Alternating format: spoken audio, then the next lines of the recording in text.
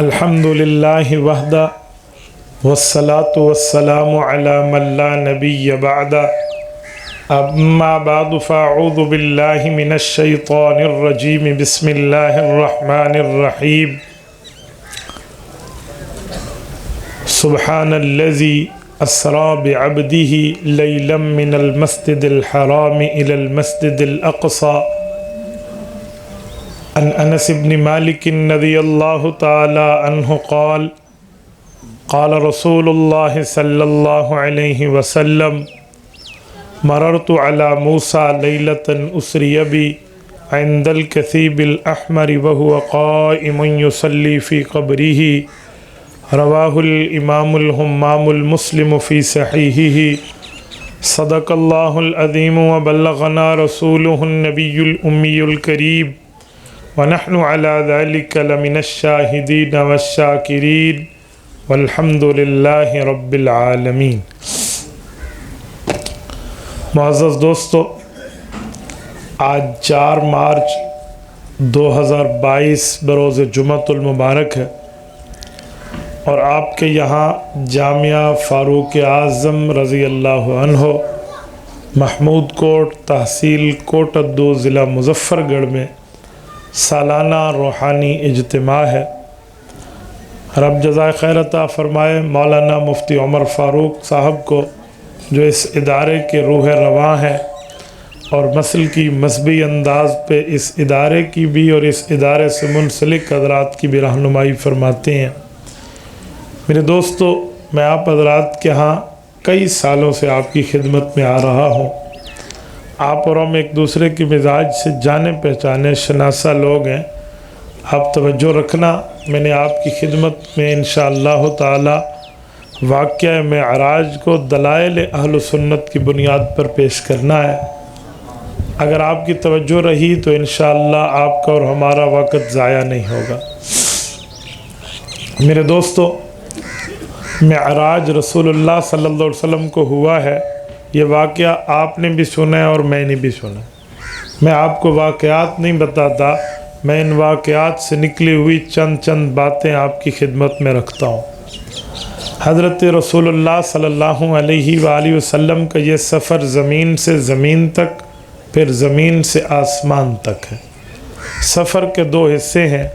پہلا سفر جو زمین سے زمین تک ہے وہ ایک قبلے سے دوسرے قبلے تک ہے، موجودہ قبلے سے سابقہ قبلے تک ہے، بیت اللہ سے بیت المقدس تک ہے، اور جو دوسرا سفر ہے وہ بیت المقدس سے عرش معلیٰ تک ہے۔ جو زمینی سفر ہے اسے اسراء کہتے ہیں، اور جو آسمانی سفر ہے اسے معراج کہتے ہیں۔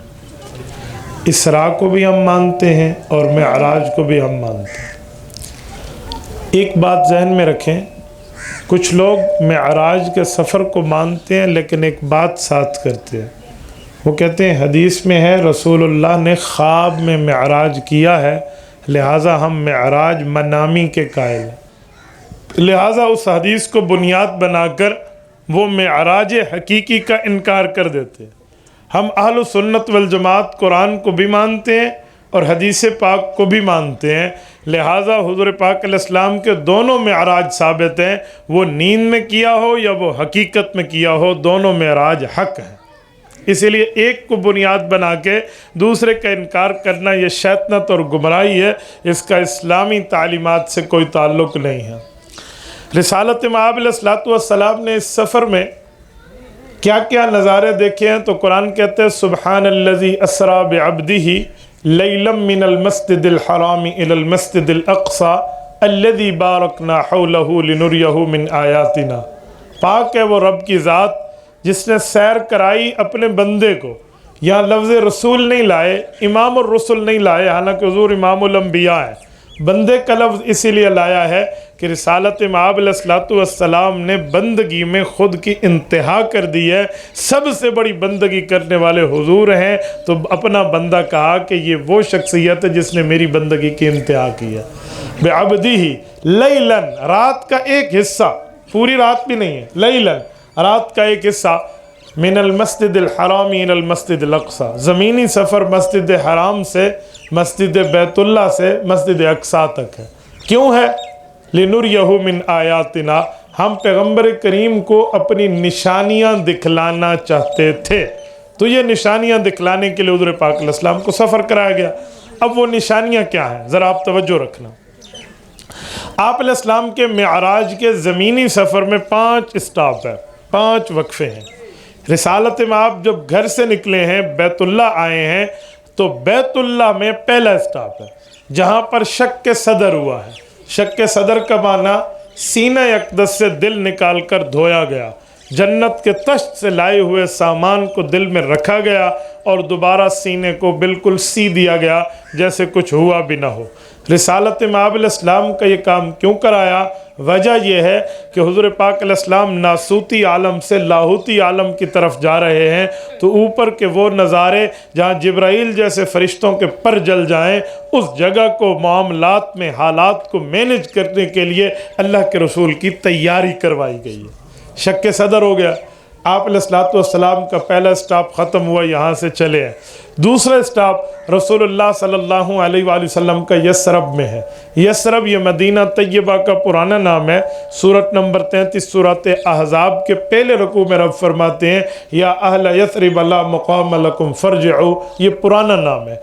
तो इस जगह अल्लाह के रसूल को रोका गया, जिब्राइल अमीन ने सवारी को रोका और रिसालत मआब अलैहिस्सलातु वस्सलाम को यहाँ अर्ज़ किया कि आप 2 रकात नमाज नफल पढ़ लें, यह आपका दारुल हिजरत बनेगा। हुज़ूर पाक अलैहिस्सलाम फिर सवारी पर बैठे हैं। यह सवारी बुर्राक है, उस सवारी पर बैठे हैं। बुर्राक बर्क से निकला है, बर्क आसमानी बिजली को कहते हैं। ज़मीनी बिजली को अरबी में कहरुबा कहते हैं, आसमानी बिजली को बर्क कहते हैं। यकादुल बर्क यख्तफ़ु अबसारहुम, ये बर्क आसमानी बिजली है।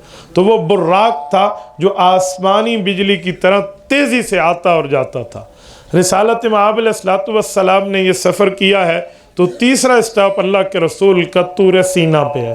तूर सीना कौन है? वत्तीन वज़्ज़ैतून व तूर सीनीन, आप और हमने पढ़ा है। तूर सीना उस पहाड़ का नाम है जिस पहाड़ पे हज़रत मूसा अलैहिस्सलातु वस्सलाम ने 40 रातों का एहतिकाफ फरमाया था।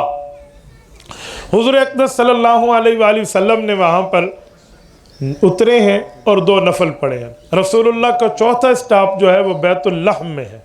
बैतुल्लहम उस जगह को कहते हैं जिस जगह हज़रत ईसा अलैहिस्सलातु वस्सलाम की विलादत हुई है।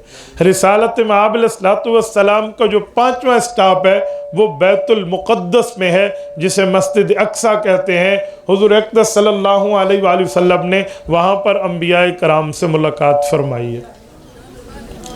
हुज़ूर अक़दस सल्लल्लाहु अलैहि वसल्लम के ये 5 स्टॉप हैं। हर स्टॉप पर अल्लाह के रसूल की नमाज है और रिसालत मआब अलैहिस्सलातु वस्सलाम का वक्फ़ा और रुकना है। एक बात मैं मज़ीद करूँ, हुज़ूर पाक अलैहिस्सलाम ने जिस सवारी पर सफ़र किया है वो बुर्राक है और वो बिजली की तरह ताहद निगाह सफ़र करती है। सवाल, पैगम्बर अलैहिस्सलातु वस्सलाम को इतनी तेज़ सवारी अल्लाह ने दी है, इसकी भी एक वजह है। उम्मत को जो मकाम मिलना होता है ना, उम्मत को जो हैसियत बाद में मिलनी होती है, तो वक़्त के नबी को अल्लाह वो हैसियत उससे पहले अकमल तौर पे अता फरमाते हैं। कौम की दर्जात में एक दर्जा ये है कि कौम ने ऐसे ऐसे जहाज़ तैयार करने हैं, ऐसी ऐसी गाड़ियाँ, ऐसी ऐसी सवारियाँ तैयार करनी है, अजी पर घंटा इतने किलोमीटर इसकी रफ्तार है और यूँ जाएगी और यूँ जाएगी। ये तमाम सवारियाँ जो आई हैं, आ रही हैं या आएंगी, क़यामत तक इनकी स्पीड उसका मुकाबला नहीं कर सकती जो हुज़ूर की सवारी बुर्राक को हासिल है। जो उम्मत को बाद में रुतबात मिलने हैं ना, वो रुतबा अकेले पैगम्बर को उस रुतबे की कमाल में अकमल कर दिया गया है कि रिसालत मआब अलैहिस्सलातु वस्सलाम को रब ने ये मकाम दिया। अच्छा, हुज़ूर पाक अलैहिस्सलाम सवारी पर क्यों गए? रब तो कादिर है, बग़ैर सवारी के ले जाता। तो ये सवारी लाने की ज़रूरत क्या थी कि आप अलैहिस्सलातु वस्सलाम को बुर्राक पर सवारी पर बिठा कर ले जाया गया? हज़रत कांदलवी रहमतुल्लाह उसकी वजह फरमाते हैं कि जी वजह यह है कि दुनिया दारुल असबाब है। अल्लाह रब्बुल इज़्ज़त ने आपको और हमें एक सबक दिया है कि सबब को न छोड़ो, सबब को इख्तियार करो, लेकिन अपना इन्हिसार मुसब्बिबुल असबाब पे रखो। इसलिए सबब को इख्तियार करने का हुक्म है, सबब पर एतमाद करने का हुक्म नहीं है। जिसे हम दूसरे लफ्ज़ों में कहते हैं कि हम जिद्दोजहद करते हैं, नतीजा अल्लाह रब्बुल इज़्ज़त के हाथ में होता है, अल्लाह जैसा अता फरमाए। آپ علیہ السلام جب بیت المقدس پہنچے انبیاء سے ملاقات ہوئی ہے. اب ذرا توجہ رکھنا، میں بات عوام اور علماء دونوں کی کر رہا ہوں. حضور پاک علیہ السلام امام بن کے بیت المقدس گئے ہیں یا مقتدی بن کے؟ علماء کو چھوڑیں، آپ بتائیں مجھے، میرا منہ آپ کی طرف ہے. امام بن کے گئے ہیں یا مقتدی بن کے گئے؟ جو کہتا ہے امام بن کے گئے ہیں ذرا ہاتھ کھڑا کرے. جو مانتا ہے اپنے عقیدے کے اظہار کے لیے. حضور پاک علیہ السلام کیا بن کے گئے ہیں؟ امام بن کے گئے ہیں. اب توجہ رکھنا، آپ علیہ السلام امام بن کے گئے ہیں تو مسجد میں امام پہلے گیا ہے یا مقتدی پہلے وہاں گئے ہوئے تھے؟ اب آپ نہیں بولیں گے نا؟ ہاں مقتدی. تو پھر یہاں یہ کیوں ہے کہ امام مولوی صاحب پہلے آئے اور مقتدی بعد میں آئے؟ یہاں ہمارے یہاں یہ ترتیب کیوں ہے؟ مسجد میں امام بیچارہ پہلے جاتا ہے، صفائی کرتا ہے، صفیں درست کرتا ہے، پنکھے چلاتا ہے، دروازے درست کرتا ہے، اس کے بعد مقتدی صاحب مونچھ پر تیل لگا کے آ جاتے ہیں جیسے امام پر احسان کرنے آئے ہوں. بھائی ترتیب انبیاء تو یہ ہے کہ مقتدی مسجد میں پہلے آئیں اور انبیاء اگرچہ بعد میں آئے، کوئی نہیں مسئلہ.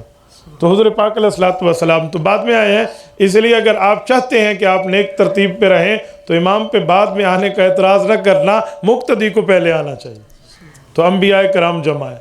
یہاں انبیاء کرام میں آپس پہ سوال و جوابات ہوئے ہیں. صحیح مسلم میں ہے کہ انبیاء کرام نے جس عنوان پر آپس میں گفتگو کی ہے نا، وہ عنوان قیامت کے وقوع کا تھا. ہر نبی نے گفتگو میں یہ سوال ضرور اٹھایا کہ قیامت کا ایگزیکٹلی ٹائم، جسے کہتے ہیں متعین کردہ وقت، یہ کون سا ہوگا؟ سوال ہے جواب ہے، سوال ہے جواب ہے.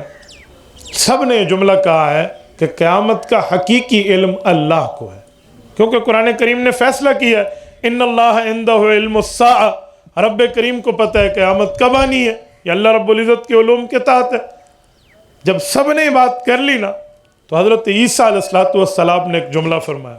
حضرت عیسیٰ فرمانے لگے ساری باتیں اپنی جگہ حق ہیں، لیکن ایک نشانی میرے ساتھ اللہ رب العزت کی طے ہے کہ قیامت سے پہلے تمہیں دجال کے مقابلے کے لیے زمین پہ بھیجوں گا، پھر قیامت آئے گی. حضرت عیسیٰ علیہ السلام وہاں پر جو تشریف، حضرت عیسیٰ آسمان پہ اٹھ جانے کے بعد نیچے تشریف لا چکے ہیں حضور پاک علیہ السلام کی اقتداء میں نماز پڑھنے کے لیے، پھر واپس گئے ہیں، قیامت میں ایک بار پھر آئیں گے. ٹھیک ہے. اور حضرت عیسیٰ علیہ السلام کے درمیان میں نزول ان کے اپنے اصلی اور اوریجنل نزول کے خلاف نہیں ہے، یہ تو حضور پاک علیہ السلام کے استقبال کے لیے رب کریم نے انہیں زمین پر بھیجا ہے. حضور اقدس صلی اللہ علیہ وسلم نے نماز پڑھائی ہے. اب توجہ رکھنا، میں حوالہ جا کر آگے دیتا ہوں کہ نمازیں دو ہیں یہاں، لیکن اپنے مقام پر سمجھاؤں گا. حضور اقدس صلی اللہ علیہ وسلم نے انبیاء کو نماز پڑھائی ہے اور رسالت امام علیہ السلام آسمان پر تشریف لے گئے. توجہ ذرا، جیسے حضور پاک گئے ہیں تو انبیاء کرام کو بھی بھیجا گیا ہے. کیوں؟ رب کریم نے انہیں قبور مطہرہ سے بلوا کر، یہ جو انبیاء آسمان پہ تھے انہیں وہاں سے بلوا کر حضور کی اقتداء میں جمع کیا تھا. یہ جملہ میرا نہیں ہے، میں دو حوالے عرض کر دیتا ہوں. مفتی احناف ملا علی قاری رحمہ اللہ مرقات شرح مشکات میں لکھتے ہیں انما الصلاۃ تکون للاشباح لا للارواح. فرمایا نماز صرف روح نہیں پڑھتی، نماز کے لیے روح مال جسد ہونا ضروری ہے، اس لیے انبیاء کرام روح مال جسد حضور کی اقتداء میں نماز پڑھ رہے تھے. دوسرا حوالہ شیخ التفسیر دارالعلوم دیوبند مولانا ادریس کاندلوی رحمہ اللہ سیرت المصطفیٰ میں لکھتے ہیں کہ رب کریم کی ذات وہ ہے کہ وَمَا ذَلِكَ عَلَى اللَّهِ بِعَزِيزٍ، اللہ ہر چیز پہ قادر ہے. اللہ نے تمام انبیاء کو اپنے اپنے مقامات سے بلوا کے حضور کا مقتدی بنوا دیا تھا. یہاں پر ایک سوال اٹھتا ہے، لوگ ہمیں کہتے ہیں کہ مولانا حضور پاک علیہ السلام آسمان پہ گئے تو بھی حضرت موسیٰ علیہ السلام سے ملاقات ہے، مسجد اقصیٰ میں ہے تو بھی حضرت موسیٰ علیہ السلام سے ملاقات ہے، اور حدیث پاک میں ہے، صحیح مسلم کی صحیح حدیث ہے، حضور فرماتے میں سرخ ٹیلے کے قریب کی جگہ سے گزر رہا تھا، حضرت موسیٰ علیہ السلام قبر میں کھڑے ہو کر نماز پڑھ رہے تھے. قبر میں بھی حضرت موسیٰ، بیت المقدس میں بھی حضرت موسیٰ، آسمان پہ بھی حضرت موسیٰ، تو ایک حضرت موسیٰ تین جگہوں پہ کیسے ہے؟ یہ سوال کرنے والا عقل سے پیدل ہے. ہم انہیں کہتے ہیں بھائی اگر یہی سوال حضرت موسیٰ پہ بنتا ہے تو یہی سوال حضور پہ بھی بنتا ہے کہ یہ ایک حضور تین جگہوں میں کیسے ہیں؟ جو جواب اس کا وہ جواب اس کا. لا محالہ آپ یہی جواب دیں گے کہ حضور پاک علیہ السلام جب زمین پر تھے تو حضرت موسیٰ کی قبر سے گزرے تھے، پھر بیت المقدس گئے تو انبیاء کو نماز پڑھائی، ادھر بھی حضرت موسیٰ سے ملے۔ پھر جب حضور پاک علیہ السلام آسمانوں پہ گئے تو چھٹے آسمان پہ حضرت موسیٰ علیہ السلام سے ملے۔ تو جیسے ایک حضور پاک علیہ السلام کو 3 جگہ مختلف وقتوں میں رکھا گیا، ایسے ایک موسیٰ علیہ السلام کو بھی 3 جگہ رب کریم لے کر آئے۔ تو اس پر کوئی اعتراض نہیں بنتا کہ آپ کچھ اشکال کر دیں۔ حضور پاک علیہ السلام جب آسمان پہ چڑھے ہیں تو یہ معراج ہے۔ معراج عروج سے نکلا ہے۔ معراج اصل میں سیڑھی کو کہتے ہیں۔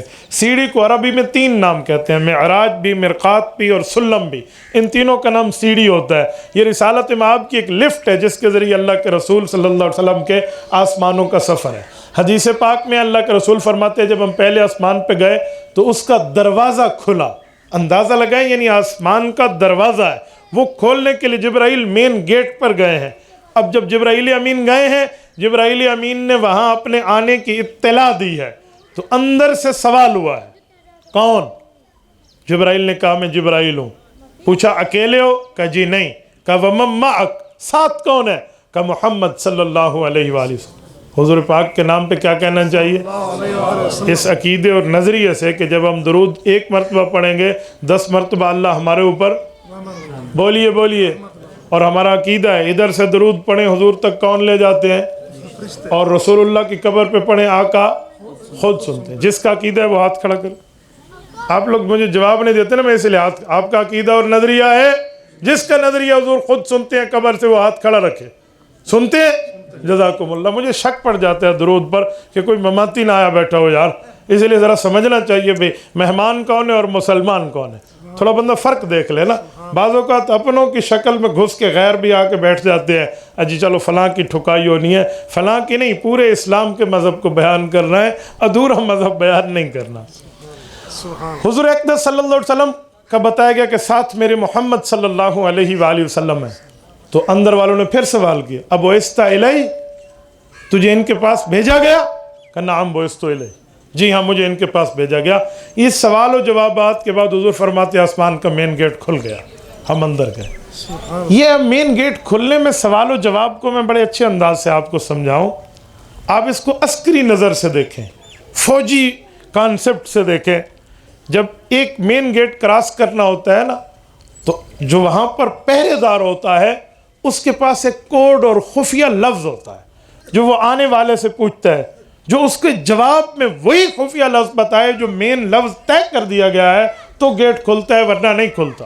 اس کو ہالٹ کہہ کر روک دیا جاتا ہے اور اس سے کوڈ پوچھتے ہیں، وہ بتا دے تو ٹھیک ہے ورنہ تیسرے پہ فائر بھی ہو سکتا ہے۔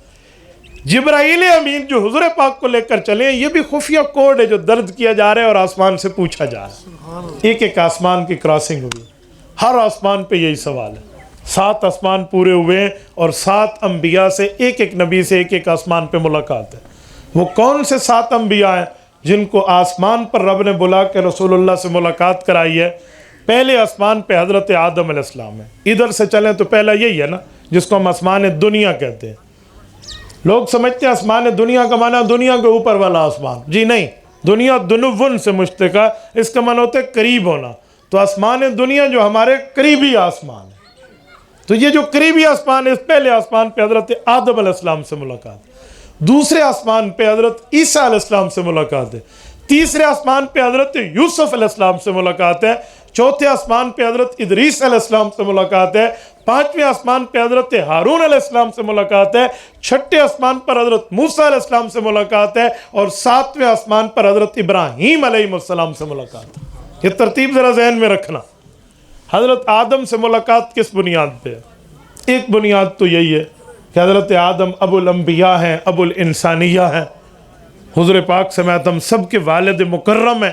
حضرت آدم سے پوری دنیا اسلام میں عوام کی بڑھوتری ہوئی ہے، تو والد ہے۔ حضور پاک علیہ السلام بمنزلہ بیٹے کے ہیں، تو پہلے والد نے ویلکم کیا ہے۔ ایک وجہ تو یہ، ایک وجہ اور بھی ہے۔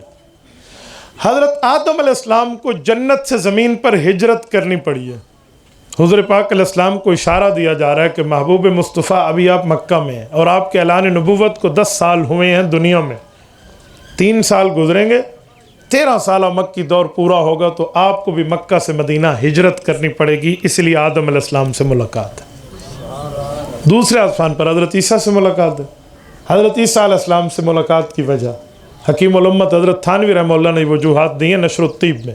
دوسری وجہ کہتے ہیں حضرت عیسیٰ علیہ السلام سے ملاقات کی وجہ یہ ہے کہ حضرت عیسیٰ علیہ السلام نے جب نبوت کے اعلان پر کھلے عام گفتگو کی، جو دشمن تھا اس کے پیٹ میں مروڑ اٹھا، تو وہ آئے حضرت عیسیٰ علیہ السلام کو قتل کرنے کی نیت سے، پھانسی کے آرڈر لے کر آئے، بلیک وارنٹ جسے کہتے ہیں، ڈیتھ وارنٹ وہ لے کر آئے، اور آ کر کہا جی پکڑے انہیں۔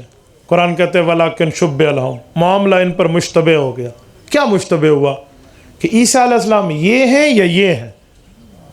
وہ جو یہ اپنے والے کو کہہ رہے تھے نا، وہ تو وہ تھا جو وارنٹ لے کر آیا تھا، وہ ان کا آفیسر تھا، اس کی شکل حضرت عیسیٰ والی بن گئی اور اپنے بندے کو پھانسی پہ چڑھا دیا۔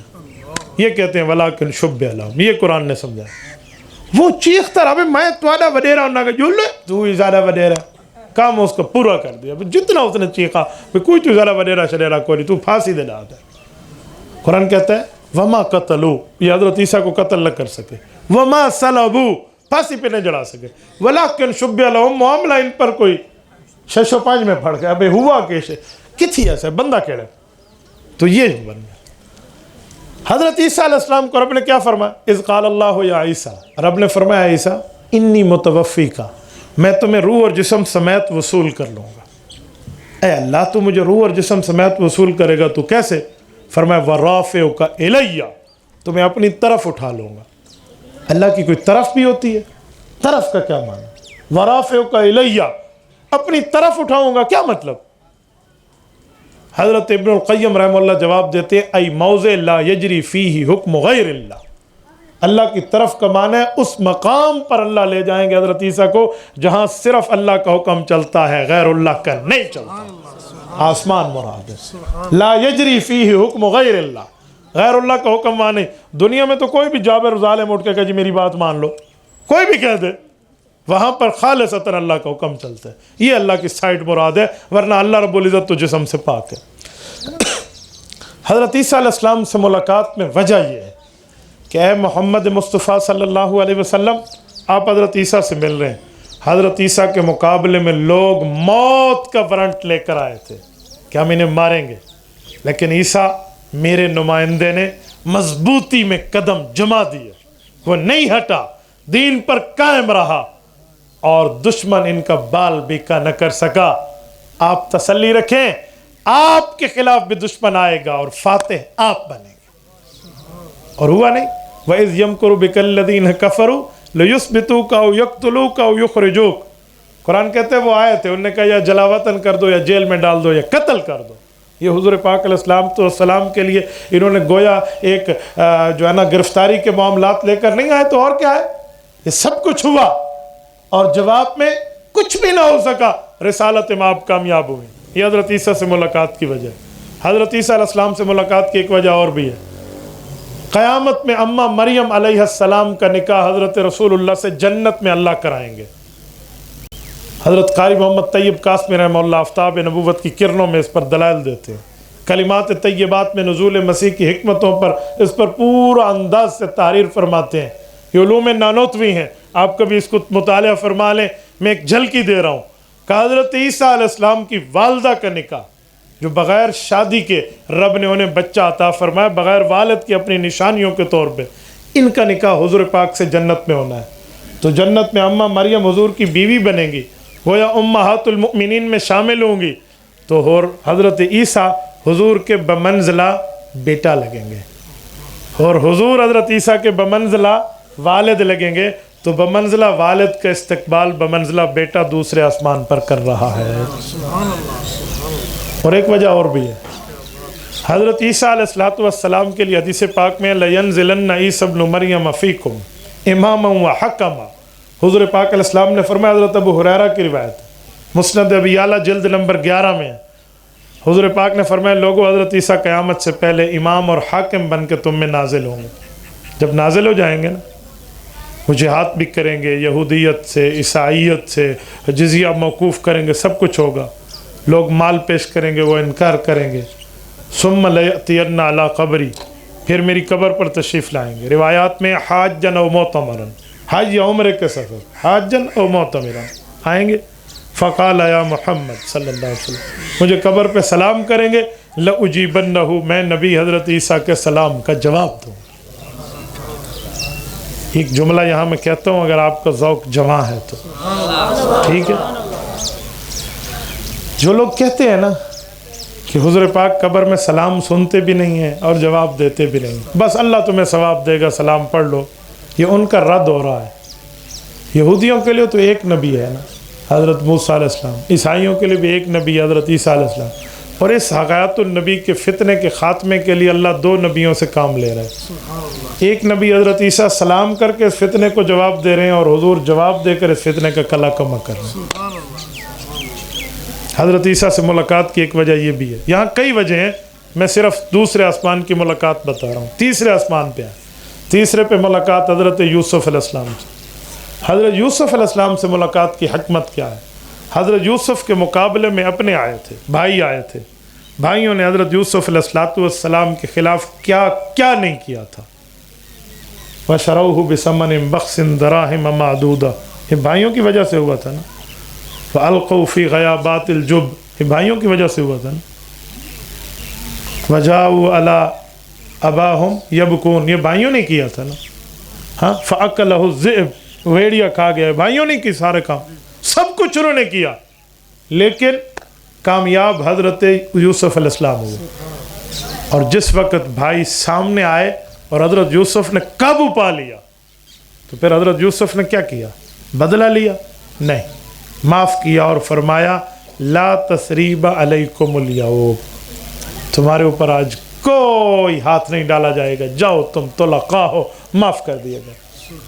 یہ اشارہ تھا محبوب مصطفیٰ تیری قوم بھی تیرا مقابلہ کرے گی، حتیٰ کہ تجھے اپنے شہر سے بھی نکل کر مدینہ طیبہ جانا ہوگا، اور ایک وقت آئے گا فاتح بن کے آپ مکہ آئیں گے، آپ کی قوم آپ کے سامنے ٹھہرے گی، آپ نرمی کا معاملہ کرنا، حضرت یوسف کی طرح۔ ان ظلم و تشدد کو نہ دیکھنا جو ان پہ ہوا، آپ کی ملاقات حضرت یوسف سے کرائی جا رہی، حضرت یوسف علیہ السلام کی طرح آپ نے نرمی کرنی ہے، اور وہی ہوا۔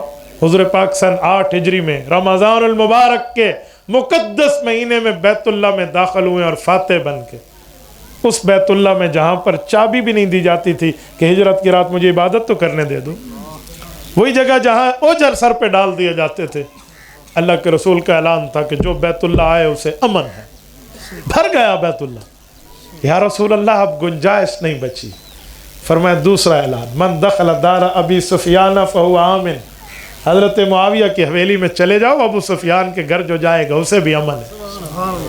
کہ یا رسول اللہ حضرت ابو سفیان کی حویلی بھی بھر گئی، قوم کے لیڈر تھے نا حضرت ابو سفیان رضی اللہ عنہ، انہیں بھی عزت دی حضور پاک علیہ السلام، کہا اچھا ان کی حویلی بھی بھر گئی، بیت اللہ بھی بھر گیا، اب جس نے گھر کا دروازہ بند کر لیا اسے بھی امن ہے۔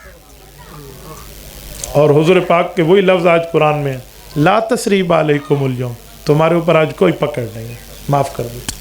چوتھے آسمان پہ ملاقات حضرت ادریس سے۔ حضرت ادریس علیہ السلام سے ملاقات کی وجوہات میں جو سب سے بڑی وجہ حضرت تھانوی نے لکھی ہے نا، وہ غور کرنے کے مترادف ہے۔ فرماتے ہیں اس کی وجہ یہ ہے کہ وَهُوَ أَوَّلُ مَنْ دَوَّنَ الْكِتَابَ، انبیاء کرام کی ذات اقدس میں جتنے ذوات انبیاء ہیں ان میں حضرت ادریس علیہ السلام کو یہ مقام اور مرتبہ حاصل ہے کہ انہوں نے سب سے پہلے خط لکھنے کی ابتدا میں بات ڈالی ہے۔ خط لکھنے کی ابتدا کا معاملہ حضرت ادریس سے شروع ہے، ان سے پہلے کوئی کسی کو خط نہیں لکھتا تھا، زبانی پیغام دیتے تھے۔ اس دھرتی پہ کسی نے سب سے پہلے تحریر لکھی ہے نا، اور خط کے ذریعے اپنا اوپینین، اپنا موقف، اپنا بیانیہ، اپنا نیریٹو دوسرے تک پہنچایا ہے، تو وہ حضرت ادریس علیہ السلام ہے۔ اور حضرت ادریس علیہ السلام کی اس خط و کتابت کو دنیا میں ایک معروف نام سے یاد کیا جاتا ہے۔ تو حضور پاک کو بتایا گیا محبوب مصطفیٰ آپ نے بھی مدینہ طیبہ میں پہنچ کے بادشاہ عالم کو خطوط لکھنے ہوں گے جیسے حضور نے لکھے۔ یہ حکمت تھی یہاں ملاقات میں، یہ اشارہ تھا کہ آپ سے بھی خطوط لکھوائے جائیں۔ کیا مقوقس، کیا ہرقل، کیا فلاں، کیا فلاں، اللہ کے رسول کے خطوط موجود ہیں۔ 5ویں نمبر پر ملاقات حضرت ہارون علیہ السلام سے۔ حضرت ہارون وہ ہیں جن کو حضرت موسیٰ نے دعا کر کے بھائی کے لیے نبوت مانگی تھی. کیا کہا تھا؟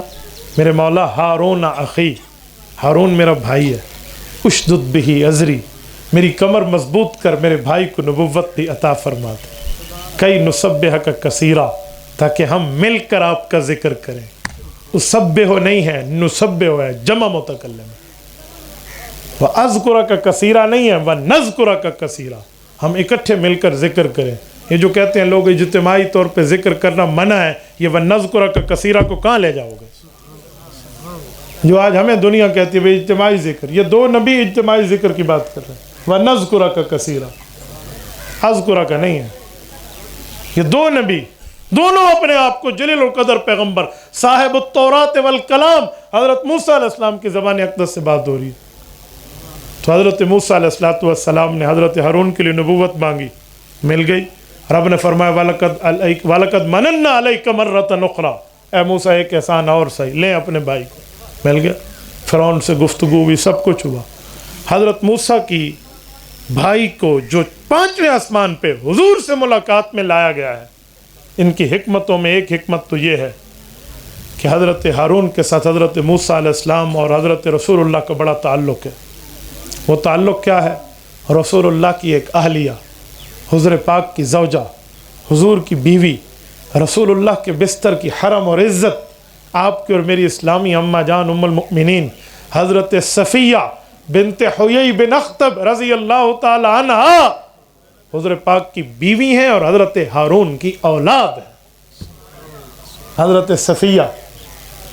صفیہ کو کسی موقع پر کہا گیا نا کہ یہ تو یہود میں سے ہے، گویا پہلے یہودیہ اور پھر اب ایمان لائے.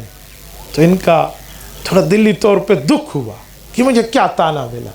تو رسالت مآب علیہ السلام تک بات پہنچی تو حضور نے فرمایا صفیہ کیوں دل چھوٹا کرتی ہو؟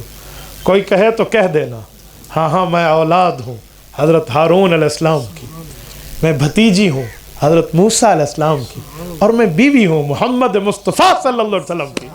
کیوں دل چھوٹا کرتے؟ کہہ دو نا. تو حضرت ہارون سے ملاقات کی ایک وجہ یہ رشتہ داری بھی ہے، ایک وجہ اور بھی.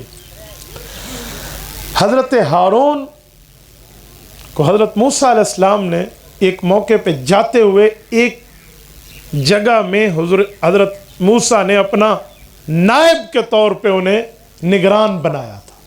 توجہ.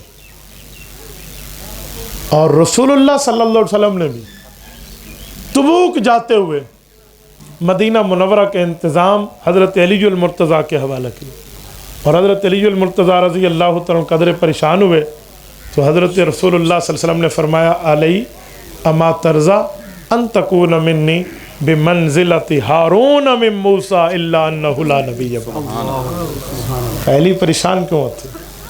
میں نے تمہیں بچوں اور معذوروں میں نہیں چھوڑا، تیرا اور میرا رتبہ ایسے ہے جیسے موسیٰ اور ہارون علیہ السلام کا تھا. وہ کوہ طور پہ گئے تھے تو انتظام ان کے حوالے تھا، میں تبوک جا رہا ہوں، انتظام فی الحال تیرے حوالے. اس اما ترضا سے علی کو آج المرتضیٰ ہم کہتے ہیں. ایک نسبت تو یہ بھی ہے. ایک نسبت حضرت ہارون سے ملاقات میں اور بھی ہے، وہ یہ ہے حضور پاک علیہ السلام کو تسلی دی جا رہی ہے کہ جو آپ کی قوم کے مشرک ہیں نا، جنہوں نے شرک کیا اور آپ پہ ظلم و تشدد کرتے ہوئے دن دناتے باہر آ گئے ہیں، یہ بچیں گے نہیں. اب وہ کیسے؟ کہ حضرت ہارون علیہ السلام جب موجود تھے نا اور جن لوگوں نے شرک کیا تھا تو قرآن نے فَاقْتُلُوا أَنفُسَكُمْ ذَلِكُمْ خَيْرٌ لَكُمْ عِنْدَ بَارِئِكُمْ فَتَابَ عَلَيْكُمْ إِنَّهُ هُوَ التَّوَّابُ الرَّحِيمُ کہا تھا کہ جو مشرک ہیں جن نے شرک کیا ہے ان کو قتل کیا جائے گا، ان کے ہاتھوں جن نے شرک نہیں کیا. تو سارے مشرک مرے تھے. محبوب آپ بے فکر رہیں، یہ دشمن جو آپ کے خلاف ٹھہرا ہے نا، یہ بدر کا میدان آنے دو، یہ سارے مشرک مارے جائیں. حضرت ہارون سے ملاقات. اور چھٹے نمبر پر ملاقات حضرت موسیٰ علیہ السلام سے ہے، چھٹے آسمان پہ. اس کی حکمتوں میں کئی حکمتیں ہیں. ایک حکمت تو یہ ہے کہ حضرت موسیٰ علیہ السلام شام کے علاقے کے فاتح ہیں، اور شام حضرت موسیٰ کا اپنا علاقہ ہے. یہ مصر، یہ فلسطین، یہ دمشق، یہ اردن، یہ شام پورا کہلاتا تھا. ورنہ آپ سمجھیں شام وہی جو آج کا شام ہے. حضرت موسیٰ تو مصر کے تھے. نہ بابا، یہ مصر بھی اس شام کا حصہ ہے جو اس زمانے کا شام ہے. گویا حضرت موسیٰ علیہ السلام اپنے علاقے کے فاتح ہیں اور قوم عمالقہ سے جنگ میں فاتح ہیں. تو حضور پاک علیہ السلام کو بتایا جا رہا ہے کہ جیسے حضرت موسیٰ علیہ السلام نے اپنا علاقہ چھوڑا، رب نے فتح کر کے حضرت موسیٰ کو ان کا علاقہ ان کی گود میں تحفہ دیا ہے. آپ جب مکہ چھوڑیں گے تو ہمیشہ کے لیے نہیں، آپ بھی انشاءاللہ فاتح بنیں گے اور اللہ آپ کو آپ کا علاقہ واپس فرمائے گا. 7ویں نمبر پہ ملاقات حضرت ابراہیم علیہ السلام سے. یہ 7ویں آسمان کی ملاقات ہے. حضرت ابراہیم سے ملاقات کی وجہ کیا ہے؟ کئی وجہ ہیں، ان میں ایک وجہ دیتا ہوں. حضرت ابراہیم علیہ السلام نے حضرت رسول اللہ کو خود مانگا ہے، اللہ جو تیرے خزانے میں بھی یکتا اور اکیلا ہے وہ میری نسل سے کر دے. اسی لیے حضرت ابراہیم کے 2 بیٹے ہیں، حضرت اسماعیل اور حضرت اسحاق علیہم السلام. حضرت اسحاق کی نسل سے 70,000 انبیاء ہیں اور حضرت اسماعیل کی نسل سے صرف رسول اللہ صلی اللہ علیہ وسلم. اور یہ بات ذہن میں رکھیں، لوگ سمجھتے ہیں حضرت عیسیٰ علیہ السلام کے بعد حضور پاک آئے ہیں. اور بھائیو، حضرت عیسیٰ تو بنی اسرائیل کے نبی ہیں، حضرت رسول اللہ تو بنی اسماعیل میں آئے ہیں، تو حضرت عیسیٰ کے بعد کیوں ہیں؟ نہ بابا نہ، حضرت رسول اللہ حضرت ابراہیم علیہ السلام کے واسطے سے حضرت اسماعیل کے بعد ہے. یہ اپنا سلسلہ ہے نسب. یہ سوال اگر آپ کے سامنے آئے تو بڑا عقیدہ حل ہو جائے. وہ کون سا؟ یہ جو مکہ والے تھے یہ حضرت عیسیٰ علیہ السلام کے پیروکار نہیں تھے. حضرت عیسیٰ تو بنی اسرائیل کے پیغمبر ہیں، مکہ والے تو بنی اسماعیل ہیں، یہ تو قبیلہ جرہم کی اولاد ہے. تو بھائی ان میں جو ملت ابراہیمی پہ فوت ہوا ہے جنتی ہے، چاہے حضور پاک کے دادا جان ہوں، رسول اللہ کے والدین ہوں، یہ ملت ابراہیمی پہ گئے ہیں، اعلان نبوت سے پہلے گئے ہیں اور جنتی گئے ہیں. یہ ملت ابراہیمی پہ ہے. آپ کے لیے سوال نہیں اٹھ سکتا کہ ابھی تو ملت عیسیٰ علیہ السلام پہ ہونا چاہیے تھا. تو ملت عیسیٰ علیہ السلام یہاں مبعوث ہی نہیں ہے تو ہونا کیسے چاہیے تھا؟ حضرت ابراہیم سے ملاقات کی ایک وجہ تو یہ ہے، ایک وجہ اور بھی ہے. وہ کیا ہے؟ حضرت ابراہیم کے لیے علماء معبرین نے لکھا ہے جس کو خواب میں حضرت ابراہیم علیہ السلام نظر آئے، اس بندے کے ساتھ رب کریم کا وعدہ ہے کہ اسے حج یا عمرے کا سفر کرائیں گے. تو حضور پاک علیہ السلام کو بتایا گیا کہ آپ نے بھی حجۃ الوداع کرنا ہے اور اس حج میں دنیا آپ کے ساتھ ہونی ہے، آؤ ابراہیم سے ملاقات کر لیں. آگے گئے ہیں تو سدرۃ المنتہا ہے. سدرۃ المنتہا، سدرہ بیری کو کہتے ہیں، منتہا کہتے ہیں جو آخری ہے. ایک روایت کے مطابق کہ سدرۃ المنتہا پہ وہ روحیں چمٹی ہوئی ہیں جن نے دنیا میں آنا ہے. اور یہ سدرۃ المنتہا وہ لائن آف کنٹرول ہے کہ اوپر کے جو فرشتے ہیں وہ نیچے نہیں آ سکتے اور جو نیچے کے ہیں وہ اوپر نہیں جا سکتے. یہ لائن آف کنٹرول ہے، یہ باؤنڈری ہے. حضرت جبرائیل امین نے عرض کیا کہ یا رسول اللہ بس اللہ حافظ. تو کیا مطلب؟ زمین سے ساتھ چلے، بیت المقدس ساتھ، طور سینہ، بیت اللحم ساتھ، یثرب ساتھ، مکہ ساتھ، مدینہ ساتھ، آسمانوں کے سفر میں ساتھ، آپ چھوڑ رہے ہو کہ یا رسول اللہ یہ آگے نور کے وہ پردے ہیں، مجھے پرمیشن اور اجازت نہیں ہے کہ آگے جا پاؤں، میں گیا تو میرے پر جل جائیں گے. اب آپ نہیں جانا. رسالت مآب کو رف رف قالین آیا ہے جو لے کر گیا ہے. کیا صریف الاقلام ہے اور کیا باقی چیزیں ہیں جو رسول اللہ نے نظارے کی ہیں. کیا جنت و دوزخ کے وزٹ کے رسول اللہ کے سامنے دورے کے حالات ہیں. ایک ایک موقع پر چیز دکھائی گئی اور آپ علیہ السلام رف رف پہ چلیں. یہ وہاں کا بوئنگ طیارہ ہے. اللہ کے رسول صلی اللہ علیہ وسلم کے لیے حضرت تھانوی حدیث پاک لائے ہیں. اسی نشر الطیب اردو کی یہ سیرت کی کتاب اٹھا لیں. حضرت تھانوی رحمہ اللہ نے روایت ذکر فرمائی ہے کہ آپ علیہ السلام کو بطور فطرت دل میں ایک چھوٹی سی پریشانی لاحق ہونے لگی. وہ پریشانی کیا تھی کہ فطرتی طور پر انسان کو اپنے ساتھی سے انس ہوتا ہے جو سفر میں ساتھ ہو. گھر سے لے کر اب تک جبرائیل ساتھ تھا، اب ساتھ چھوڑ گیا، قدر پریشانی لاحق ہوئی. تو رب کریم تو عالم الغیب والشہادہ ہے، اللہ نے پہلے دن سے اس پریشانی کا انتظام فرما رکھا تھا. وہ پریشانی کیا ہے اور اس کا خاتمہ کیا ہے؟ تو حضور پاک علیہ السلام فرماتے ہیں جیسے میں چلنے لگا تو مجھے آواز آئی کہ اے محمد صلی اللہ علیہ وسلم آپ رک جائیے، آپ کا رب آپ پر صلاۃ پڑھ رہا ہے. فرماتے ہیں میرے سامنے 2 سوال کھڑے ہو گئے. نمبر 1 کہ صلاۃ نماز اللہ تو اس سے مستغنی ہے، کیا مطلب؟ اور نمبر 2 یہ آواز جس فرشتے کی تھی وہ آواز تو ابو بکر صدیق کی آواز کے مشابہ تھی. ابو بکر کو تمہیں زمین پر چھوڑ کے آیا ہو، یہ کیا؟ یہ 2 سوال کھڑے ہو گئے. رسالت امام علیہ السلام کو دونوں کا جواب بتایا گیا کہ یا رسول اللہ اس صلاۃ کا معنی کہ آپ پر اللہ کی رحمتیں آ رہی ہیں، آپ ایک خاص مقام پہ آ گئے، جیسے حضرت موسیٰ کو کہا نا انک بالواد المقدس طویٰ، یہ وہی بتایا جا رہا ہے۔ نمبر 2، یہ فرشتہ ہے، ابو بکر نہیں ہے، لیکن آپ کی پریشانی آپ کا رب نہیں دیکھتا۔ زمین پہ آپ پریشان ہو تو آپ کی دلداری کے لیے ابو بکر رب نے رکھا، آسمان پہ آپ کو قدر پریشانی کا خدشہ ہو تو رب نے روز اول سے یہ فرشتہ پیدا کیا جو ابو بکر کی آواز میں آپ کی تسلی کا سامان بن چکا ہے۔ حضرت رسول اللہ صلی اللہ علیہ وسلم اس سے بھی آگے، اور جب رب کریم سے ملاقات ہے، التحیات للہ والصلوات والطیبات کے تحفہ ہے، اور وہاں سے السلام علیکہ ایھا النبی کا تحفہ ہے، اور اتنے بلند مقام پہ بھی جا کر حضور امت کو نہیں بھولے، فرمایا السلام علیکہ کے ساتھ رب اضافہ یوں ہو السلام علینا وعلی عباد اللہ الصالحین، قیامت تک کے ہر صالح امتی پر بھی آپ کا سلام ہو جائے۔ رسالت میں آپ کو نمازوں کا تحفہ ملا ہے، آمن الرسول بما انزل الیہ من ربہ والمؤمنون کی آیات ملی ہیں، یہ آیات سماوی ہیں، ارضی نہیں ہیں۔ آپ علیہ السلام واپس تشریف لائے ہیں، سنیں حضرت ابراہیم سے ملاقات ہوئی ہے نا، کیونکہ 7ویں پہ تو وہ بیٹھے ہیں، ان نے نہیں روکا، حضرت موسیٰ علیہ السلام نے روک لیا کہ 50 نمازوں کا تحفہ آپ لے کر جا رہے ہیں، آپ کی امت نہیں پڑھے گی، آپ کم کرائیے۔ میری امت پہ بھی ایسے نمازیں تھیں، انہوں نے بھی نہیں پڑھا تھا، آپ کم کرا لیجیے۔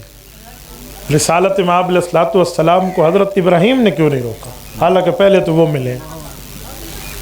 حضرت موسیٰ علیہ السلام نے کیوں روکا؟ اس کی کئی وجہ ہیں۔ ہمارے حضرات لکھتے ہیں کہ حضرت ابراہیم کا واسطہ حضور سے بمنزلہ والد ہے، اور حضرت موسیٰ کا بمنزلہ بھائی ہے۔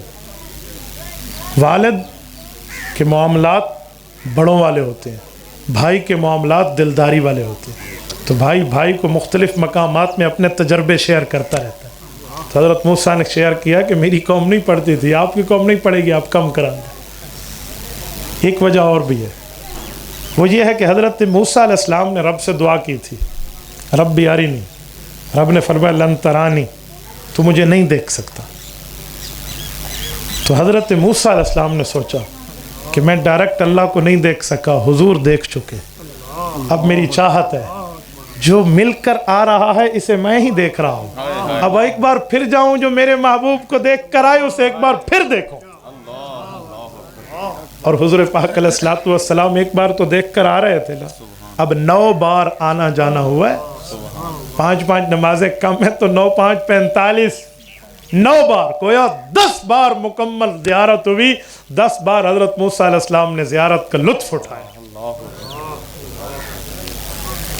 جب 5 نمازیں ہو گئی تو کہا محبوب مصطفیٰ یہی 5 بھی کم کرا دیجیے۔ حضور پاک علیہ السلام نے کیا جواب دیا؟ مظفر گڑھ کے غیورو، آپ رسول اللہ صلی اللہ علیہ وسلم کا لفظ سنیں، فرمایا موسیٰ اب مجھے حیا آتی ہے، میرے اللہ نے مجھے کہہ دیا ہے، ہمارے ہاں قانون نہیں بدلتا، محبوب یہ تو ہم نے آپ کی وجہ سے کمی کی ہے، تیری امت پڑھے گی 5 نمازیں، ثواب میں 50 کا دوں، من جاء بالحسنۃ فلہ 10 امثالها۔ آپ علیہ السلام کی واپسی ہوئی۔ اب سنیں جو میں نے حوالہ بتایا تھا کہ معراج کی رات کتنی نمازیں ہوئی ہیں، حضور پاک علیہ السلام آئے ہیں، اب ایک نماز پھر پڑھی گئی ہے۔ سنیں مشکات کی شرح مرقات میں ملا علی قاری لکھتے ہیں نزلوا معه متقدمین و متاخرین وصلی بہم صلاۃ مودع فاخر، کہ اب انبیاء کرام پھر جمع ہے، حضور کے ساتھ آ گئے، اب نماز صلاۃ الوداعیہ پڑھی گئی۔ پہلی نماز صلاۃ استقبالیہ تھی، دوسری نماز نماز الوداعیہ ہے، یہ دوسری نماز ہوئی ہے۔ یہ وہ 2 نمازیں ہیں جس میں امام حضور ہیں، مقتدی انبیاء ہیں، نہ اس سے پہلے نہ اس کے بعد کبھی اتنی افضل نماز پڑھی گئی نہ پڑھی جائے گی، جہاں امام بھی نبی ہو، مقتدی بھی نبی، اور یہاں سے ختم نبوت بڑے اچھے طریقے سے ثابت ہو جاتی ہے۔ ہم قادیانیوں کو کہتے ہیں کہ تم کہتے ہو کہ ہمارا بڑا نعوذ باللہ نبی ہے، تو نبی کے لیے شرط ہے کہ اس نماز میں اس کی حاضری ہونی چاہیے۔ جو اس کائنات میں نماز افضل سے افضل پڑھی گئی ہے، جرت کرو اپنے بندے کی وہاں حاضری دکھا دو. کیا بات ہے. مرزا ڈاڈا بھی اپنی ماں دے ڈیڈ چ نہیں آیا. مرزے کا دادا بھی اپنی ماں کے پیٹ میں نہیں آیا تھا. آپ وہاں اس کی حاضری کیسے دکھائیں گے؟ تو وہاں جو انسان اعلیٰ درجے کا نبی ہے وہی انسان رسول اللہ کا مقتدی ہے، اور جو مقتدی ہے وہی نبی ہے. وہاں تو مرزے کی کوئی حاضری نہیں ہے، مسلمہ کذاب کی کوئی حاضری نہیں ہے، سجا کی کوئی حاضری نہیں ہے. جتنے مدعیان نبوت ہیں، یہ نبوت کاذبہ رکھنے والے، وہاں ایک کی انٹری نہیں ہے. تو پتہ چلا وہی حق نبی ہیں، تم جیسے جھوٹے ہو. حضور پاک علیہ الصلوۃ والسلام نے یہ جو ہاں نماز پڑھائی ہے، اس نماز سے ایک اور مسئلہ بھی حل ہوتا ہے. آپ کہیں تو پھر وہ حل کرتا جاؤں، نہیں بھی کہو گے تو پھر بھی میں کر جاؤں گا. میں کوئی تم سے پوچھ کے چلوں گا، میں بتانے آیا ہوں. وہ مسئلہ کیا حل ہوتا ہے؟ حضور پاک نے نماز پڑھائی ہے، انبیاء نے پڑھی ہے. ہمیں بھی کچھ لوگ سارا زندگی شروع روز سے یہ بات کہتے ہوئے آ رہے ہیں، حنفیو تمہاری نماز نہیں ہوتی. ان سے پوچھے کیوں نہیں ہوتی؟ تم امام کے پیچھے سورۃ فاتحہ نہیں پڑھتے. انہیں کہو سادھے بندے، اللہ کے قرآن میں لکھا ہے کہ امام اور مقتدی کے معاملات کیا ہیں. تو سورۃ نمبر 7 سورۃ اعراف آیت نمبر 204 میں اللہ نے فرمایا وَإِذَا قُرِئَ الْقُرْآنُ، جب قرآن پڑھا جائے دو کام کر لو. فَاسْتَمِعُوا لَهُ، ایک کان ادھر لگا کے غور کر لو. دوسرا وَأَنصِتُوا، اپنی زبان کو بند رکھو. کیوں؟ لَعَلَّكُمْ تُرْحَمُونَ، تمہارے اوپر رب کی رحمتیں آئیں گی. امام احمد ابن حنبل اس آیت کی تفسیر میں فرماتے ہیں اجمع الناس علی ان هذه الآیہ نزلت فی الصلاۃ. فرمایا امت مسلمہ کا اتفاق ہے کہ آیت امام اور مقتدی کے بارے میں اتری ہے. تو ہم تو کہتے ہیں اس مسئلے پر تمہیں حدیث یاد ہے، قرآن یاد نہیں ہے. لیکن یار لوگ کہتے نہیں بھی پڑھیں. کیوں؟ حدیث میں ہے جو سورۃ فاتحہ نہیں پڑھتا نماز نہیں ہوتی. تو بھائیو ٹھیک ہے، حدیث میں ہے سورۃ فاتحہ نہیں پڑھتا نماز نہیں ہوتی. یہ تھوڑا لکھا ہوا ہے کہ سورۃ فاتحہ نہیں پڑھتے تو مقتدیوں کی جماعت نہیں ہوتی. تو بھائی وہ تو اکیلے کی بات ہے یا امام کی بات ہے. لیکن وہ کہتے نہیں. میں کہتا ہوں ان کا مسئلہ بھی یہاں حل ہو جاتا ہے. آؤ ذرا پوچھتے ہیں حضور پاک علیہ السلام نے جو نماز پڑھائی ہے اور انبیاء کرام نے پڑھی ہے، تو کیا انبیاء نے حضور کے پیچھے سورۃ فاتحہ پڑھی ہے؟ دیکھ لیتے. اگر کوئی کہ مولوی صاحب پتہ نہیں، ہو سکتا ہے پڑھی ہو، تجھے کو پتہ ہے تو نے سنی ہے. کوئی کہہ دے پتہ نہیں پڑھی ہوئے مولوی صاحب، تو صحیح میں ٹھوکی بیٹھے ہوئے نہ پڑھی ہے. تو میں ان کو جواب دیتا ہوں. قرآن کریم سے پوچھ لیتے ہیں کہ سورۃ فاتحہ پچھلی کتابوں میں تھی، تورات میں، زبور میں، انجیل میں، صحائف میں تھی؟ اگر تھی تو انہوں نے پڑھی ہے، اور اگر نہیں تھی تو صرف حضور نے پڑھی ہے. اللہ کا قرآن کہتے ہیں. میرا استدلال نہیں ہے، معارف القرآن ادریسی میں مولانا ادریس کاندھلوی رحمہ اللہ کی بات پیش کر رہا ہوں. فرمایا وَلَقَدْ آتَيْنَاكَ سَبْعًا مِّنَ الْمَثَانِي وَالْقُرْآنِ الْعَظِيمِ، محبوبم ہم نے سورۃ فاتحہ صرف تجھے دی ہے. تو وہ تو حضور کو ملی ہے. جس کو ملی ہے اس نے پڑھی ہے، جنہیں ملی نہیں انہوں نے پڑھی نہیں ہے. قیامت میں انبیاء کرام جس جگہ سے بطور نبی اپنی نماز کا ثواب لیں گے، ہم حنفی وہاں سے بطور امتی ثواب لیں گے. ان کی بھی ہو گئی اور ہماری بھی ہو گئی. اس لیے چاچے یہ بات اپنی جیب پہ رکھنا کہ نہیں ہوتی نہیں ہوتی نہیں ہوتی تو تجھے اس نماز کا جواب دینا پڑے گا. ایک بندے نے مجھے کہا کہ مولانا اس وقت تو سورۃ فاتحہ اتری نہیں تھی کہ سورۃ فاتحہ مدنی ہے. میں نے کہا سبحان اللہ، جھوٹ ہمیشہ اندھا بھی ہوتا ہے، لنگڑا بھی ہوتا ہے، لولھا بھی ہوتا ہے، گونگا بھی ہوتا ہے، بہرا بھی ہوتا ہے. اور خدا کے بندے یہ سورۃ فاتحہ مکی ہے، مدنی میں تو روح القلب ہوا تھا. وہ ایک بار پھر اتری ہے، سبع من المثانی، 7 مرتبہ اتری ہے، بار بار اتری ہے. اور تو یہ جھوٹے جو ہے نا کیا کہتے ہیں دعوے پیش کر رہا ہے. علماء حق، علماء دیوبند کے پاؤں کوئی ریت کے ٹیلے پہ نہیں ہیں، احد پہاڑ سے وزنی چٹان پر ہے. اور میرے دوستو، رسالت مآب علیہ السلام کی واپسی ہے. اللہ کے رسول مکہ مکرمہ آئے ہیں اور یہاں پر آ کر جب اعلان کیا، ام ہانی کے گھر میں ہے تو ام ہانی کہہ رہی ہے کہ آپ یہ لوگوں کو نہ کہنا، کیونکہ ام ہانی کے گھر سے حضور گئے تھے. ام ہانی کا نام ہے سیدہ فاختہ رضی اللہ عنہ، حضرت علی کی بڑی بہن ہے. حضور پاک ان کے گھر میں سوئے ہوئے تھے جب گئے تھے. حضور پاک کی چاچا کی بیٹی ہے. اچھا ایک سوال آپ کے ذہن میں آئے گا کہ چاچا کی بیٹی سے پردہ نہیں ہے؟ حضور ان کے گھر میں تھے اور ان کے گھر سے آئے، ان کے گھر میں گئے. تو بھائیو اس وقت پردے کی آیات نہیں اتری تھی. مطلب تو سا کو مولوی حلال کر گیا، پردے شردے کوئی نہیں، یہ اس وقت کی بات ہے. آپ علیہ السلام کو ام ہانی نے کہا باہر نہ کہ لوگ نہیں مانیں گے. تو اللہ کے رسول صلی اللہ علیہ وسلم دین چھپانے والے تو نہیں تھے نا. لکا کے رکھو جو دین. ہمارے یہاں دین چھپایا تو نہیں جاتا, ہمارے یہاں بتایا جاتا ہے. ایسا دین لکاؤں والے نہیں, ایسا ڈسن والے ہیں نہیں. سادہ دین کہیں چونڈ گوٹھی لکا پیا نہ کہیں غارج لکا پیا. ہمارا اوپنلی دین ہے بھائی, چھپا ہوا نہیں ہے, کھلا ہوا ہے. تو حضور پاک علیہ السلام نے بتایا دنیا کو, لوگوں نے نہ مانا, انکار کیا. سنو, ابو جہل دوڑتا ہوا ابو بکر کے دروازے پہ گیا اور کہا یار ابو بکر ایک بات بتا, ایک بندہ کہے میں راتوں رات بیت المقدس گیا ہوں, ادھر سے آسمان پر ہو کر واپس آ گیا ہوں اور ابھی رات ہی ختم نہیں ہوئی, مانا جا سکتا ہے؟ ابو جہل کو حضرت ابو بکر نے جواب دیا, یہ بتا کہا کس نے ہے, یہ بتا کہا کس نے ہے, یہ نہ کہہ یوں گے. اس نے کہا نہیں ہو سکتا ہے کوئی انہوں نے کہا کوئی کہے تو نہیں ہو سکتا, محمد مصطفیٰ کہے تو ہو سکتا ہے. اس کے پاس تو سدرۃ المنتہا سے فرشتہ منٹوں میں آ کر پہنچ جاتا ہے. جو خادم ہے میرے آقا تو مخدوم ہے. اسی لیے تو 24واں پارے کا پہلا صفحہ کہتا ہے والذی جاء بالصدق وصدق بہ اولئک هم المتقون. سچ لے کر حضور آیا, سچ کی تصدیق ابو بکر نے کی, تقوی والے یہ ہیں. تو ابو بکر رضی اللہ تعالی نے جب تصدیق کی نا, اس وقت تک حضور کے منہ سے نہیں سنا تھا کہ معراج ہوئی ہے. سنو, میں کہتا ہوں ابو جہل تیری بدبختی اور ابو بکر تیرے بخت کو سلام. ابو جہل محمد مصطفیٰ کے منہ سے سن کے بھی انکار کر گیا, اور ابو بکر حضور کا معجزہ ابو جہل کے منہ سے سن کے بھی تصدیق کر گیا. یار قسمت ابو جہل کی اور خوش قسمتی ابو بکر کی. اوہ ابو جہل تجھ سے بڑھ کے بھی کوئی بدبخت ہوگا جو محمد مصطفیٰ کے منہ سے سن کے بھی انکار کرتا ہے, اور ابو بکر سے بڑھ کے کون خوش قسمت ہوگا جو ایک دشمن کے منہ سے آقا کی بات سن کے بھی اقرار کر دیتا ہے. تکبیر, شان سیدنا صدیق اکبر, مصطفیٰ کا ہم سفر, مصطفیٰ کا ہم سفر, ابو بکر.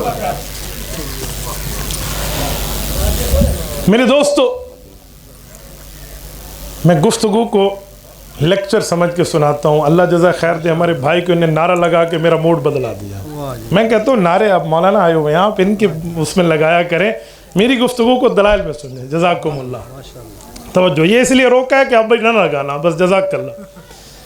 میرے دوستو, یہ واقعہ معراج سے چند چیزیں میں آپ کی خدمت میں رکھ رہا ہوں. سب سے بڑا تحفہ نماز ہے. اب ہم معراج کا ذکر کریں اور نماز کا معاملہ نہ کریں تو اس کا معنی ہم سچے عاشق نہیں ہیں. تو اس لیے معراج بتا رہی ہے کہ نماز نہیں چھوڑیں گے. قائم کرو گے نماز, سارے کرو گے. ایک بات اور, میں جہاں جاتا ہوں آخری بات یہ ضرور کرتا ہوں, اور ادھر بھی کر رہا ہوں, اور یہ آخری بات کر کے بات پوری کر رہا ہوں. وہ کیا ہے کہ ہم لوگ پورا دین بیان کرنے والے ہیں, ادھورا دین بیان کرنے والے نہیں ہیں. اس کی وجہ کیا ہے؟ ہمارے ہاں مکمل بات شاید بتا ہی نہیں گئی. شاید میری کمی ہے کہ ہم نہ بتا سکے. آج میں پوری بات سناتا ہوں. میرے دوستو, قرآن اور سنت کو سامنے رکھیں نا تو ہمیں ایک بات سمجھ آتی ہے کہ جہاں مدرسہ یہ دینی ضرورت ہے, پیغمبر کی میراث ہے علم, اور جہاں پر تبلیغ علم کی پیغمبر کی میراث ہے, دین کا علم ہے, دین کا عمل ہے, اور جہاں پر تصوف اور خانقاہ یہ دین کی ضرورت اور پیغمبر کی میراث ہے, جہاں پر مصلی اور ممبر کا وارث عالم پیغمبر کی وراثت میں ہے, تو وہاں پر سیاست اسلامیہ سنبھالنے والا عالم بھی پیغمبر کی میراث میں ہے. ہم میں غلطی یہی ہے کہ آج ہم تبلیغ کو دین سمجھتے ہیں, سمجھنا چاہیے, لیکن صرف تبلیغ دین نہیں ہے. مدرسے کو دین سمجھتے ہیں, سمجھنا چاہیے, لیکن صرف مدرسے کی حد تک دین نہیں ہے. تصوف کو دین سمجھتے ہیں, سمجھنا چاہیے, لیکن صرف تصوف دین نہیں ہے. مصلی اور ممبر کی خطابت کو دین سمجھتے ہیں, سمجھنا چاہیے, لیکن دین یہاں تک نہیں ہے. دین اسمبلی کی آواز اور سیاست اسلامیہ تک ہے. بس ہماری غلطی کہ ہم آدھی بات کرتے ہیں, ہمیں پوری بات سمجھنی چاہیے. او میں اس پر ایک آیت ایک حدیث پیش کرتا ہوں. سورۃ نمبر 12 سورۃ یوسف میں ہے, اجعلنی علی خزائن الارض. حضرت یوسف علیہ السلام نے خود کو بطور وزیر خزانہ پیش کیا ہے. تو کیا یہ اسلامی سیاست نہیں ہے؟ تو نبی کا طریقہ کیا ہے؟ حضرت سلیمان علیہ السلام اور حضرت داؤد وقت کے بادشاہ تھے, یہ اسلامی سیاست نہیں ہے؟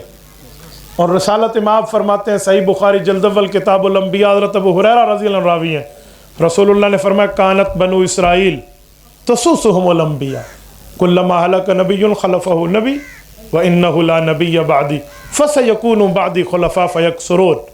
کہ لوگو یہ انبیاء کرام سے نبوت بھی چلی ہے اور اسلامی سیاست بھی چلی ہے، ایک نبی جاتا جو دوسرا آتا وہ نبی بھی ہوتا اور اسلامی سیاست دان بھی ہوتا۔ حضور نے فرمایا میں انبیاء کا آخری نبی اور انبیاء کا آخری سیاست دان ہوں۔ تو یا رسول اللہ اس کے بعد یہ سیاست اسلامیہ کا سلسلہ ختم ہوگا؟ فرمایا جی نہیں، فَسَيَكُونُ بَعْدِ خُلَفَاء، جیسے علم میں میرے وارث میرے بعد آئیں گے تو سیاست اسلامیہ میں بھی علماء میرے وارث بن کے آئیں گے۔ یا رسول اللہ کتنے آئیں گے؟ فرمایا فَيَكْسُرُونَ، ایک نہیں کئی آئیں گے۔ تو سیاست اسلامیہ بھی یہ بھی اسلام کا حصہ ہے۔ ہماری غلطی شاید میری کہ ہم ممبر پر گونگے بن کے بیٹھے، ہم نے تبلیغ دین بتائی، لوگوں نے تبلیغ میں وقت لگایا، ہم نے مدرسہ بتایا، لوگوں نے چندے اور زکوٰۃ صدقات دیے، ہم نے مسجد بتائی، لوگوں نے مسجد کے کام میں حصہ ڈالا۔ اسی طرح ہم نے تصوف میں خانقاہ میں اللہ اللہ کی ضربیں دین سمجھائے اور دلائل سنائے، لوگوں نے مانا۔ ہم نے سیاست اسلامیہ پر بات نہیں کی، تبھی لوگ ووٹ کے مسئلے میں جمعیت علماء کے لیے پیچھے ہو جاتے۔ اگر ہم یہاں بھی دینی سیاست کی بات کرتے تو پھر لوگ جمعیت علماء کے ساتھ ہوتے۔ ہم ملتان کے بغل میں بیٹھے ہیں، امیر شریعت سید عطا اللہ شاہ بخاری پاکستان میں امام ابو حنیفہ رحمۃ اللہ علیہ کی شخصیت کی طرح قربانی دینے والا ہے۔ امیر شریعت نے جب ختم نبوت کی تحریک چلائی تھی، کوئی بندہ کہہ سکتا ہے کہ مجھے اس اخلاص میں شک ہے، میں اسے کی ایمان میں شک کر لوں گا اگر کوئی امیر شریعت پر یوں بولے۔ امیر شریعت کی تحریک جو 1953 میں چلی تھی، اس وقت 10 لاکھ آدمی گھر سے بے گھر ہوا تھا، 1 لاکھ بندہ زخمی ہوا تھا، 10,000 نوجوان شہید ہوئے تھے، اور یہ تحریک اپنے اخلاص کے زوروں پر اٹھی تھی، لیکن ملک میں قانون نہیں بن سکا تھا۔ اخلاص اپنا ضرور تھا، قربانیاں انتہا کی تھیں، قانون نہیں بنا۔ سنو، ایک اور سید زادہ نے بھی تحریک چلائی، محدث جلیل علامہ سید یوسف بن نوری رحمہ اللہ، 1974 میں، اس کے بدلے میں قانون بن گیا۔ وجہ بھائی اس وقت جب عطا اللہ شاہ بخاری تحریک چلا رہے تھے تو خواجہ ناظم الدین پاکستان کا وزیر اعظم تھا، علماء اور جمعیت علماء اسلام اسمبلی میں نہیں تھی۔ جب مولانا یوسف بن نوری نے تحریک چلائی تو مفکر اسلام مولانا مفتی محمود رحمہ اللہ، مرد حر مولانا غلام غوث ہزاروی رحمہ اللہ قومی اسمبلی کی عملی سیاست میں تھے، انہوں نے قانون بنوا کے دکھایا۔ یہ ہے عالم کو اگر آپ وہاں بھیجیں گے۔ ہمارے لوگ ہمیں کیا کہتے ہیں؟ آپ حیران ہوں گے، ہمیں لوگ کہتے ہیں ملشد بڑا گندلا میدان ہے سیاست، آپ مولوی بڑے اچھے ہو، دین کی بات سناتے ہو، آپ کو کیا کہا آپ ادھر پڑ گئے؟ میں نے کہا بھائی تجھ جیسے ذہن والوں نے یہ کام خراب کیا ہے کہ مولوی ادھر نہ جائے، وہ گندا میدان ہے، تم نے مولویوں کو وہاں نہیں بھیجا، وہ گندے سے گندا ہوتا گیا۔ تم علماء کو بھیجو کہ سب کچھ صاف ہو جائے گا، بالکل صاف ہو جائے گا معاملہ، ایسا کچھ بھی نہیں ہے۔ اور سنو، جو سیاست اسلامیہ کی بات نہیں کرتا یا ان کی تائید نہیں کرتا، پوچھنا تو اس سے چاہیے بھی تو پیغمبر کی میراث پر کیوں نہیں بولتا۔ لوگ ہم سے پوچھتے ہیں بھی آپ کیوں کرتے ہو؟ تو میں امیر عظیمت مولانا نواز شہید رحمہ اللہ کی جواب میں لفظ میں انہیں جواب دیتا ہوں۔ حضرت امیر عظیمت فرماتے تھے سبھی ہی مجھ سے کہتے ہیں کہ رکھ نیچی نگاہ اپنی، کوئی ان سے نہیں کہتا نہ نکلو یوں آیا ہو کر۔ تو بھائی ہم تو پورے دین کی بات کر رہے ہیں، تبلیغ کی، تدریس کی، تجوید کی، تصوف کی، خانقاہ کی، اللہ کی اور سیاست اسلامیہ کی، ہم پورا دین سنا رہے ہیں۔ اور جو مولوی آدھا سنا ہے اس سے پوچھو بھئی پورا کیوں نہیں سنا تھا، الٹا آپ نے ہم سے پوچھنا شروع کر دیا۔ تو میرے دوستو، اس لیے میں آپ کو کہتا ہوں کھلا آپ کو علماء اسلام، سیاسی علماء کا ساتھ دینا چاہیے۔ اور اس وقت کوئی پوچھے کہ پوری دنیا میں وہ کون ہے جو پیغمبر کی سیاسی میراث کو سنبھالے ہوئے ہے، تو پھر بخل نہ کرنا، کھلا بتانا کون ہے۔ وہ قائد ملت اسلامیہ مولانا فضل الرحمان ہے۔ تو ماننا پڑے گا بھائی، نہیں مانو گے تو منوایا جائے گا کہ واقعی ایسا ہے۔ میرے دوستو، اسلامی سیاست کے متعلق ان کا کردار ہے، آپ کو اچھا لگے مان لو، نہ اچھا لگے تب بھی آپ کو ماننا ہوگا۔ پورے پاکستان کا کوئی شیخ الحدیث نہیں ہے جو مولانا کا مخالف ہو، کسی خانقاہ کا پیر طریقت نہیں ہے جو مولانا کا مخالف ہو، اور کسی دارالافتاء کا مفتی نہیں ہے جو مولانا کا مخالف ہو۔ جب لاکھوں علماء، فضلاء، اتقیاء، اصفیاء، محدثین، مفسرین، شیوخ الحدیث، پیران طریقت اس کے پیچھے ہاتھ باندھے کھڑے ہیں تو اپنی عقل کا ماتم کر، تجھے کیوں نہیں سمجھ آ رہا؟ اور میں ان لوگوں کو کہتا ہوں جو ہمارے مولانا کو کرپٹ کہتے ہیں، میرے صوبہ خیبر پختونخوا میں 9 سال استبائی گورنمنٹ کو ہو گئے ہیں، 5 سال پرانے صوبائی دور اور 4 سال موجودہ دور۔ کرپشن کے دعوے تو کرتے ہیں، جرت ہے نا اگر ان میں، انہوں نے ماں کا دودھ پیا ہے، بوتل کا نہیں پیا، عدالت میں قائد ملت اسلامیہ پر کوئی کرپشن ثابت کر کے دکھا دو۔ باتیں کرنے پہ بیٹھے ہیں، ان سے ثابت نہیں ہوتا۔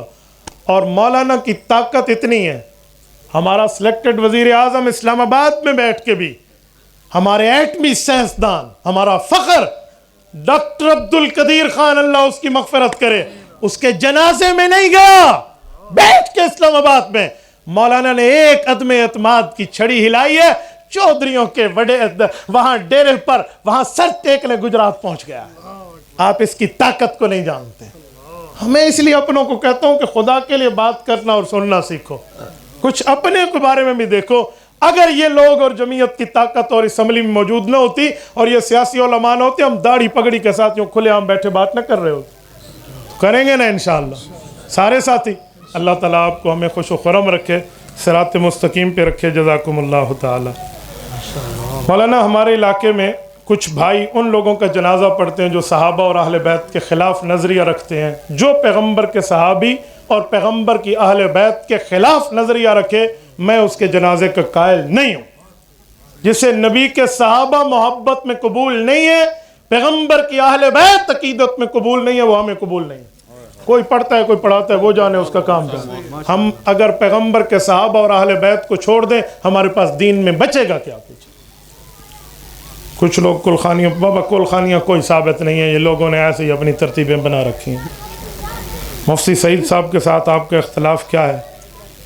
میرا تو کوئی ذاتی اختلاف نہیں ہے۔ انہوں نے مولانا فضل الرحمان کے بارے میں جو جملہ کہا، اس کے بعد انہوں نے وضاحت کی کہ میری مراد یہ نہیں ہے۔ دلوں کا بھید اللہ جانتا ہے، دلوں کی باتیں اللہ جانتا ہے۔ جو ہم نے غلط سمجھا، ہم نے ٹھوک بجا کے کہا ہے، اور میں اب بھی کہتا ہوں، اگر اہل حق سے نسبت رکھنے والا کوئی بندہ اہل حق کے علماء میں یا خصوصاً قیادت میں کسی کی پگڑی اچھالے گا، ہم جواب دیں گے۔ ہماری قیادت ہمارا سر کا تاج ہے، اس کے لیے میں نے سفید داڑھی کالی داڑھی یہ نہیں دیکھنا ہے، اور میں دلیل کی دنیا میں پاؤں کی ٹھوکر سے اس معاملے کو اڑانا جانتا ہوں۔ یہ کوئی بات ہے بھائی؟ جو اتنی بڑی قیادت پر بات کریں اور ہم چپ ہو جائیں؟ ہم نہیں چپ ہوں گے، ہماری مجبوری ہے، ہم کہیں گے۔ باقی اگر بعد میں کوئی کہہ دے جی میری مراد نہیں ہو تو ٹھیک ہے، ہم مان لیں گے، دل اللہ کے حوالے۔ مولانا میرا ذاتی مسئلہ کسی سے کوئی نہیں، اللہ جانتا ہے، کسی سے میرا کوئی ذاتی مسئلہ نہیں ہے۔ مفتی صاحب نے جملہ کہا، اس سے واضح یہی سمجھا گیا۔ بعد میں انہوں نے تعویل پیش کی ہے، تم لولی تعویل کہہ دو، لنگڑی کہہ دو، گونگی تعویل کہہ دو، لیکن اس نے کہا ہے کہ میں مولانا فرمان کو نہیں کہا، تو میں دل کا معاملہ اللہ کے حوالے کر کے مان لیتا ہوں، اس لیے میں چپ ہو گیا۔ اور اگر وہ کہتے میں نے مولانا کو کہا تو پھر آپ دیکھ لیتے کہ ہماری رگوں میں بھی دیوبندیت کا خون، پھر مجھے سارے معاملات آتے ہیں۔ انہوں نے کہا میں نے نہیں کہا، تو نہیں کہا، تو اللہ ان کو جزائے خیر عطا فرمائے۔ ہمیں تھوڑا سا تیار رہنا ہے۔ میں کہتا ہوں باطل سے اتنا تم نہ دبو کہ سر سے دستار گر پڑے، اور اتنا بھی ہاتھ ان کے آگے نہ ملاؤ کہ ہاتھ سے تلوار گر پڑے۔ اپنے معاملات کو صحیح رکھو۔ یوٹیوب سے کمائی کرنا حلال یا حرام؟ بیٹا یوٹیوب کے معاملات دیکھنے پڑیں گے کہ آپ یوٹیوب میں ویڈیو کون سی اپلوڈ کرتے ہیں۔ آپ جو غلط چیزوں کی ویڈیو اپلوڈ کریں اور غلط معاملات آگے چلائیں اور ہم کہیں حلال، کیسے حلال ہوگا؟ آپ کی ویڈیو ٹھیک ہونی چاہیے، اور اس پہ اشتہارات ٹھیک کی آپ اجازت دیں، لیکن اس میں بھی ایک چھوٹی سی چیز ایڈ ہے۔ ٹھیک ویڈیو پر کبھی برے اشتہارات آتے ہیں، اس کی وجہ ویڈیو والا نہیں ہوتا، چینل والا نہیں ہوتا، وہ دیکھنے والا ویور ہوتا ہے۔ کیوں؟ یوٹیوب بڑا عقل مند ہے، وہ سرچ کرتا ہے کہ کس بندے کو کون سا اشتہار دکھانا ہے۔ اگر کوئی بندہ ہر وقت گوگل پر بری چیزیں سرچ کرتا ہے، فحاشی اور عریانی، تو وہ اسے برا اشتہار دکھاتا ہے۔ اور وہ کیا کرو تو مولوی کے پیج پر برا اشتہار چل رہا ہے، نہ بابا نہ، تیری سرچنگ کی بنیاد پہ چل رہا ہے، تو اپنی سرچنگ بروزر جلا کر اپنی بروزنگ ہسٹری کو ٹھیک کر لے۔ عبدالرافع نے زبردست جواب دیا ہے، اپنی بروزنگ ہسٹری کو ٹھیک کر، تیری سرچ غلط ہے. ہمیں تو کبھی برا نہیں دکھاتا، کیونکہ آپ صحیح چیزیں سرچ کریں تو صحیح ملے گا. تو بھائیو اسی لیے یہ مسئلے آپ علماء کے گل نہ ڈالا کریں، اپنی سرچنگ کو دیکھ لیں. جزاکم اللہ تعالی. اقول قولی ھذا واستغفر اللہ وآخر دعوانا ان الحمد للہ رب العالمین.